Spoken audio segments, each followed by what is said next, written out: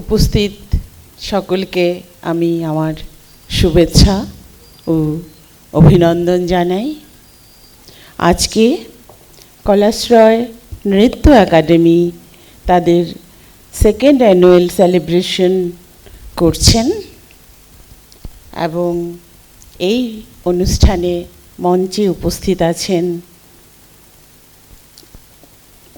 শ্রী সর্বাণী নন্দী মহোদয়া, project director SNA Tripura chapter, আছেন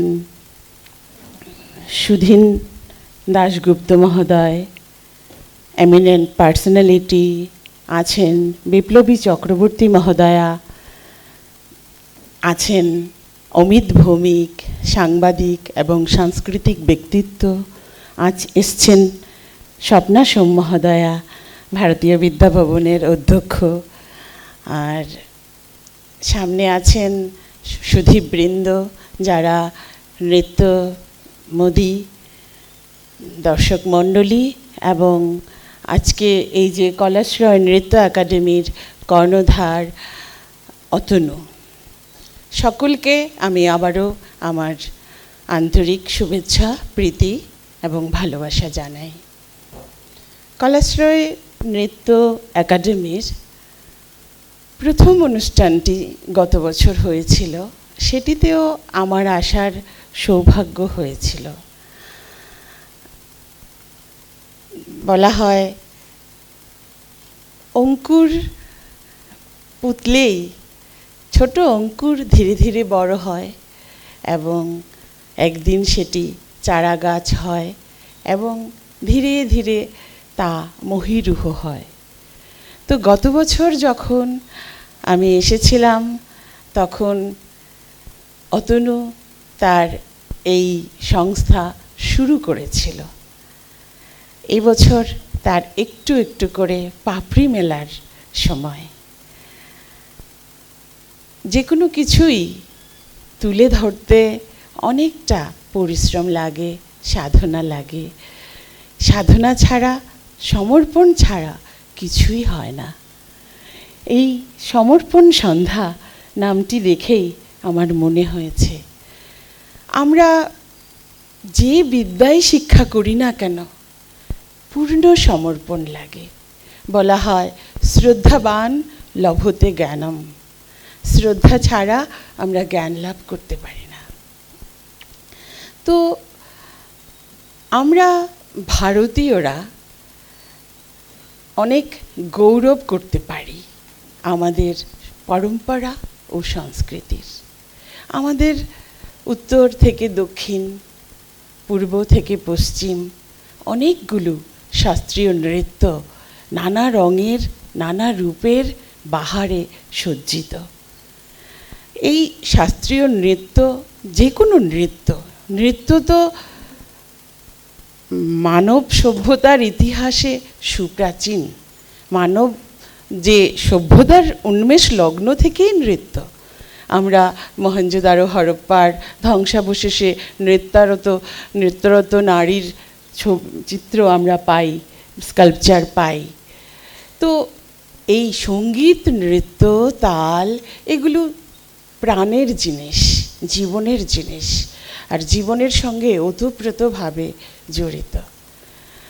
আর আমার ছোট্ট একটু অভিজ্ঞতা, মিউজিক কলেজে 2004 সাল থেকে যুক্ত হয়েছি বলে প্রায় এবছর 20 বছর পূর্ণ হতে যাচ্ছে। শিল্পীদের নিয়েই আমার ওঠা বসা চলাফেরা। তো তাদেরকে একটা অবজার্ভ করা, এটা আমার নিত্যদিনের ক্রিয়া। শিল্পী নিয়েই আমার কাজ। তো আমি এই যে 20 বছরের আমার জার্নিতে আমি দেখেছি আমাদের ছাত্রছাত্রীরা কিভাবে শিক্ষা গ্রহণ করার পর নতুন স্কুল করেছে, স্ট্রাগল করে উন্নত হয়েছে এবং একজন শিল্পীতে পরিণত হয়েছে। আর বিদ্যা শিক্ষা তো শেষ হয় না। PhD করে নাও, তাও শেষ হয় না। শেখার কোনো শেষই নেই, শিখতে হতেই হয়। ক্রমাগত নিজেকে প্রস্তুত রাখতে হয়, নিজের সঙ্গে নিজেকে প্রতিযোগিতা করতে হয়। তো অতনুও এই লাইনে আছে। ছেলেটি শচীন দেববর্মন স্মৃতি সরকারি সঙ্গীত মহাবিদ্যালয়ে অতিথি অধ্যাপকের কাজ করছে। দেখছি তার নিষ্ঠা, তার সময়ানুবর্তিতা, তার যে ডাউন টু আর্থ ব্যাপারটা, সবার সঙ্গে মিলেমিশে চলার ব্যাপারটা, এবং শেখার আগ্রহ, শেখানোর আগ্রহ তার মধ্যে রয়েছে। আমি তার মানে সিনিয়র ম্যাডাম হিসেবে তাকে আশীর্বাদ করি। তার এই কলাশ্রয় নৃত্য একাডেমি আরও অনেক বেশি দূরে যাক, অনেক ফুলুক ফলুক।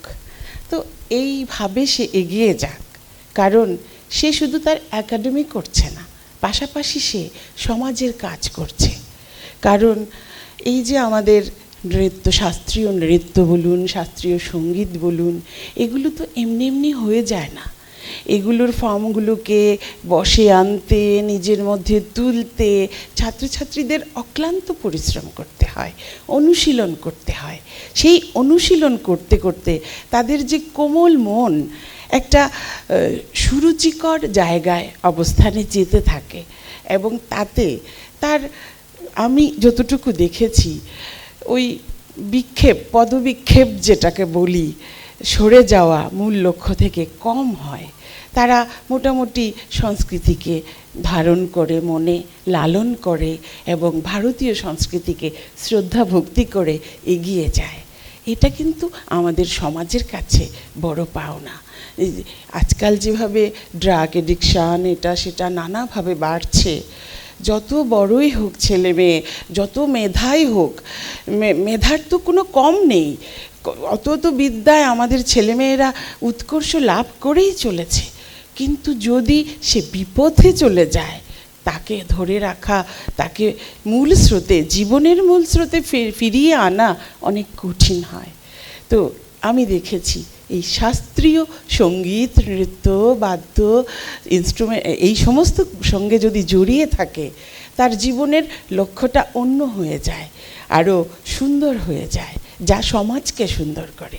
তো আলটিমেটলি অতনু, ওর মতন যারা কাজ করে চলেছে, তারা আমাদের সমাজের জন্যই কাজ করে চলেছে। সমাজ